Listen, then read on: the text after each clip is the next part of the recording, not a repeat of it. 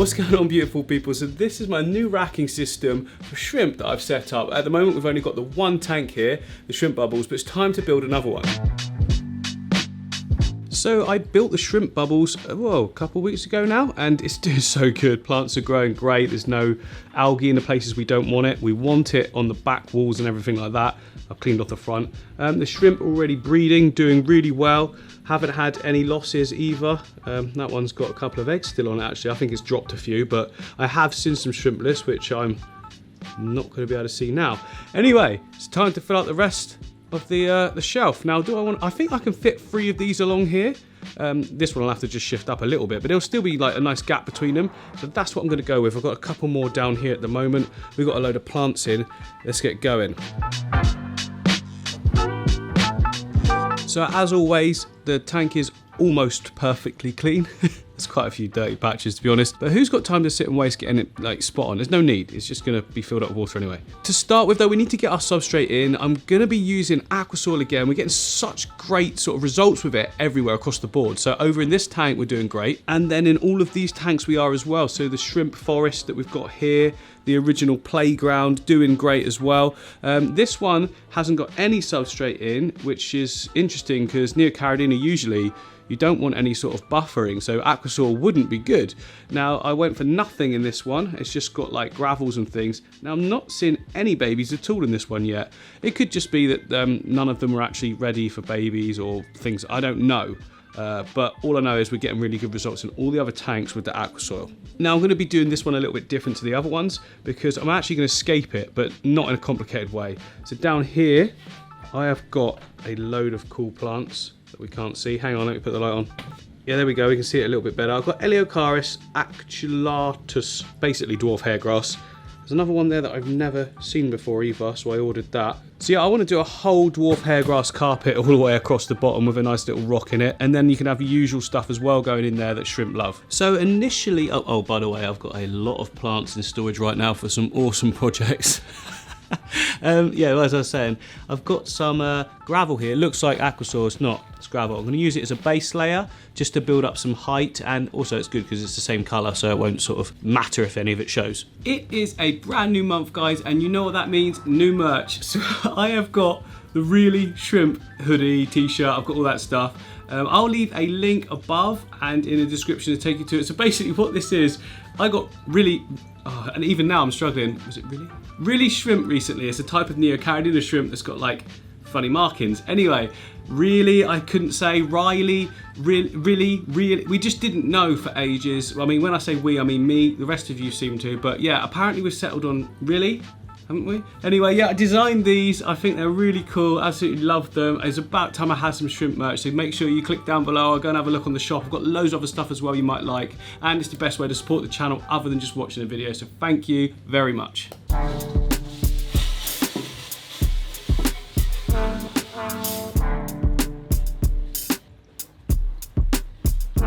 Right, so usually I wouldn't put a filter in now. I'd put it in like way nearer the end when the water's in there and everything's done basically.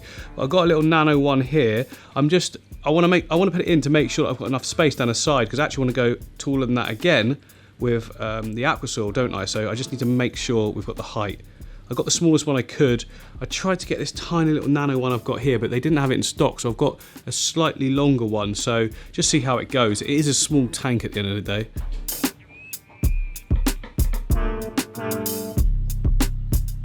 Right, that's basically the room I've got. Absolutely plenty. I'm fully okay with that.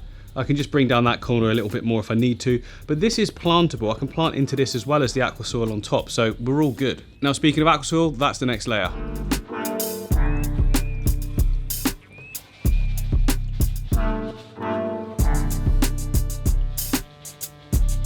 Look at that, you can barely see where the Aquasoil, well, you can see because you know, but if you didn't, would you know? Ah, that's the question. Now, I want to bank the soil more to up, you know, that way, and then have it coming down in like a sort of triangular shape to the front here. If you're going to do a sort of triangular composition, always remember where your aquarium is actually sitting. So because mine's here, we want it to start at that back corner and come to the front. If we did it the other way, you know, who comes right over in this corner? You know, it's not going to happen, is it? So make sure you're setting up your aquarium based on where it's sitting in the room. I mean, you probably are not going to have a rack in the middle of your room, are you? But I mean, like, if you've got your home Aquascape or something like that. There we go, that's what I'm talking about. Hopefully, it's not coming across as well on the camera as when I'm looking at it. Maybe up there. I don't know, but it's actually a lot more sloped than it looks. Can I see round here? Yeah, there you go. It shows it a little bit better. And you see how it's sort of tapering this way and then down to the front or something. It's just going from there down to there, okay? Next up, we need to put in the hardscape. I've got a nice big rock that I want to go in at the back. And then to make a cave, I want to do a littler one just in front of it and just keep it at that. That should look so good.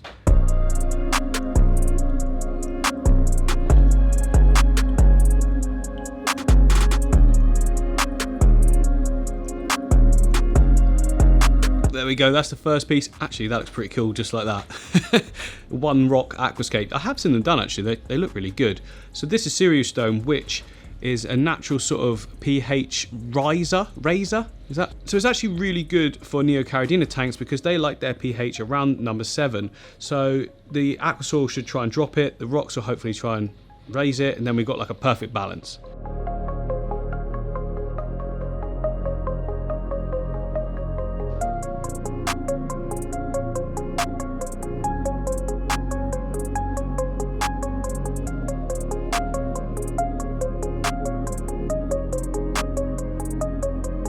So what I've done there is I've placed that rock at the back to make it look like the whole thing is sort of enclosed like a cave. But if you come round, it's going to be hard to show you, but there isn't actually any closed areas. It's just an illusion.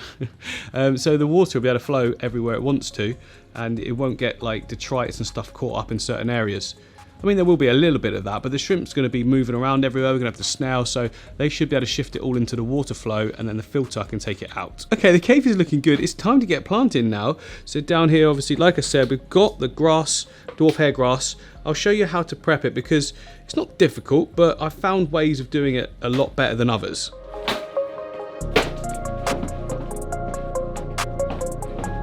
So one of the first things, peel open the lid and there should be a liquid at the bottom. Yeah, there's like, see that there? Drain that off. You don't need that liquid, get rid of it. Now next up, I found the best way is to take it from the underside like that and just break the edge, yeah? And as you do that, you can see that the edge unravels. Then you're left with the two sections like that, and all you've got to do is break off little pieces like that. I like to do a little turn on them, and then you can just plug those little plantlets, or what do we call that? Plugs, I guess. Little plugs of hair grass into the soil. Okay, there we go. That's lots of plants prepped. That's 3 pots worth, so they go a long way. Look at my hand size there. There's a lot there for 3 pots, isn't there? That should be enough, I would have thought. Now, when you're doing a low-tech tank like we are, I like to keep the clumps quite large like that. I just find they do a lot better. I don't know why. I've got no scientific evidence for that, but just what I've experienced myself.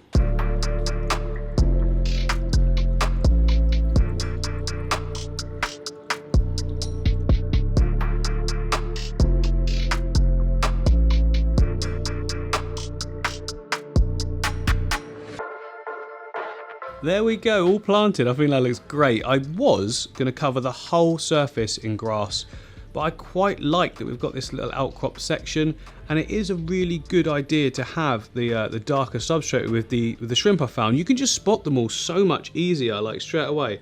Hopefully you're fine. So yeah, great example. Look, on the shrimp forest, right here, look at that. That yellow one there, are they banana shrimp, I think? I don't know. We'll just call them yellows. The yellow shrimp on the black, look, it's just so good. It just pops really well. And then this way, they can go on their lawn if they want, or they can go on their aqua soil if they want, you know, whatever. But that said, I do want a bit more in the background areas, right at the back there, and behind the whole sort of cave thing. I'm going to go for the Hydrocotyle Japan again. I think it works so well in shrimp tanks. You see, that's what I'm talking about. This stuff here, it just stays small, which suits small setups. And I love the way that it creeps like this, look, and just, it carpets, but not in a completely sort of overtaking way. If I want to get rid of that, it's so easy. So it just looks great as well. The lovely textures, that sort of clover look to it. Yeah, gorgeous.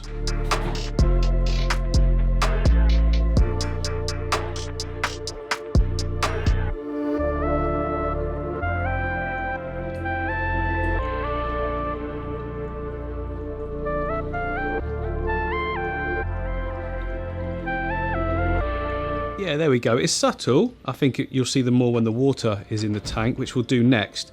But I think it gives it a lot more of a like rustic vibe, less sort of sterile. Do you know what I mean? I'm going to fill it up now, see how they're sitting. I might want to add some more bits and bobs here and there. I don't know yet. I want to see that first with water. Right, we're looking really good. Look at the purling at the back there on the Hydrocotyle Japan.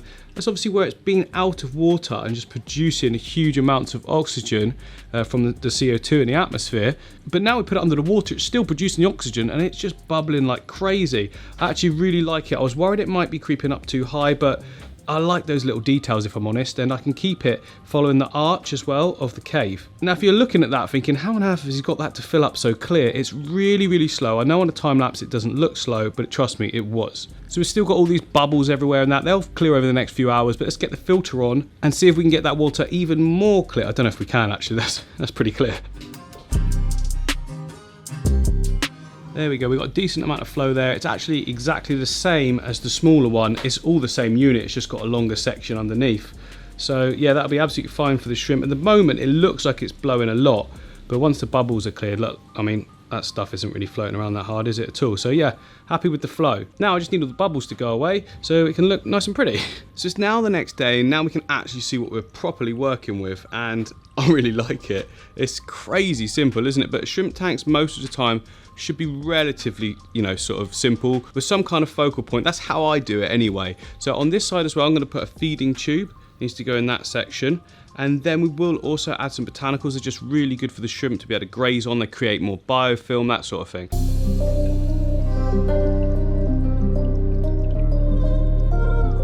Okay, looking good. Looking like a shrimp tank with a big pile of rocks in it. Anyway, the next thing to put in is these. They're shrimp minerals. Now I know we've got the cereal stone in there already, but I just want to make sure, just put a few of these in. You're gonna have to put them in water first and they start fizzing. Like, let me show you. So you take your rocks, basically calcium rocks, you put them in. Oh, that splashed. And if you wait, look. Okay, so you see how they're all fizzing and bubbling away? I'll leave it about 15 minutes or so. I'll come back and they should have stopped. So another thing that all of my shrimp tanks have is botanicals. Now they're really good for the tank and the shrimp. The problem is I don't have any new ones because I recently set up a blackwater aquarium. I'll show you that in a second, but I used way too many. Yeah. This is what I'm talking about. So, I mean, the fish seem to absolutely love it, and the behaviour of the... Now, let me turn the lights off. There we go, that's sort of a bit better. So let me step back. It's so murky, isn't it? Now I put a lot of leaves and botanicals down in this bottom section here. Look how good the fish look.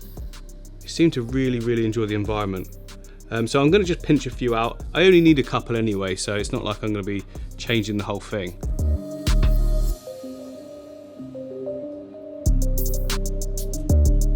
Right, there we go. We've got a nice little selection there, look. I don't want too many, you see. Now, normally I take the big ones and put a rock on them so they don't get like pushed around in the flow.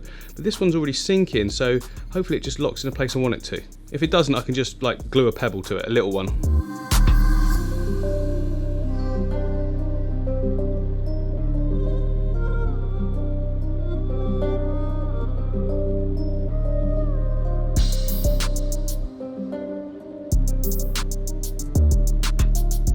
So that went well. I sort of used the catappa bark there to hold down the catappa leaf because it started to sort of blow around. The small catappa leaves over there stayed put, and so are the elder cones in the middle there. They look really cute, didn't they? Right at the entrance to the cave. And also, down here, look, the mineral rocks, they've stopped fizzing, so they can go in now as well.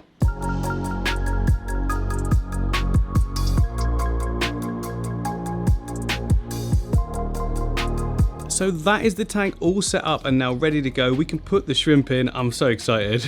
Now we've got two kinds of shrimp in these bowls. I've got blue dreams in here and I've got like really good reds in this side. You can see a couple of them there and there. Now I can't actually remember how many I bought, if it was 5 of each or 10 of each. So I'm just going to take everything out and see what we've got in there.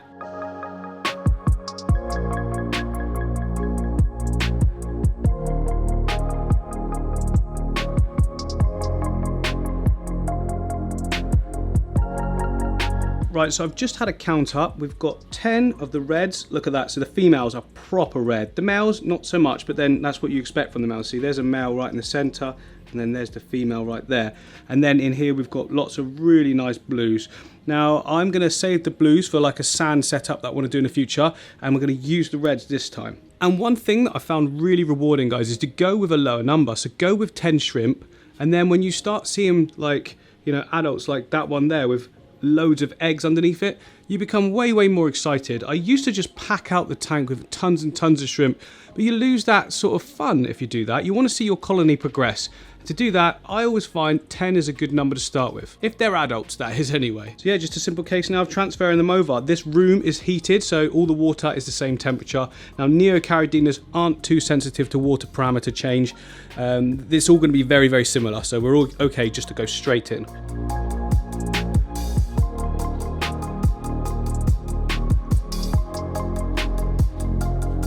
Oh, there we go. Look, how awesome is that? I knew it. I knew that the shrimp would stand up so brightly against the stone and the grass as well, and the substrate, to be honest. Nice little collection right there, look, of Ramshorn snails. So for those of you that don't know, I keep Ramshorn snails in all of my shrimp tanks. So like even next to it, look, in the shrimp bubbles, there's some there. They're just absolutely brilliant. I've found that I've had way more success when I've kept the snails and the shrimp together, because any uneaten food or even shrimp waste and things like that, it's just getting moved around a lot more, and anything the shrimp don't eat, the snails will. So it's just brilliant. They just go together like, well, what goes together? Peas in a pod? Yeah, we'll go with peas in a pod for this one. I'm already loving though how this has turned out. Shrimp seem right at home. None of them seem shocked by this. They're all good. They're moving around nicely. Colours are still there. Oh, brilliant. Now, what about cycling of the tank, I hear you guys say? Well, the thing is, Neocaridinas are really low sort of bio-load is what I'm trying to say. They don't produce a lot of waste. So what I'll be doing is every day I'll just do a 50% water change, and I'll be adding beneficial bacteria, and that will cycle the tank. I always do it like this with fish as well. As long as you're willing to put the work in and do the water changes every day, it's all completely safe, because toxin levels never get high enough to be of any detriment to the animals that you've got in a tank.